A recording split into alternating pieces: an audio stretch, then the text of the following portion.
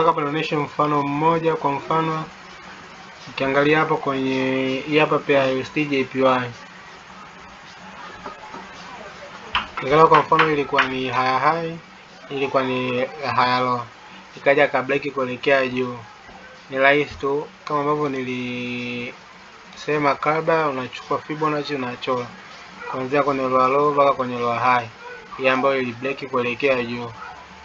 Zone ambayo mara zote au mara nyingi unaweza kuchukulia entry ni 61 61. Unapokaribia katika hii zone, imehitaji mara moja imerudi juu, kuanzia kwanza kaingia entry ya kubai, na ukiingia nje kitu hapa unaweza ukaingia hapa, unaweza kutokea hapa juu hapa. Kwa ukiingia hapa ni vizuri utokee hapa juu, lakini pia unaweza uka hold.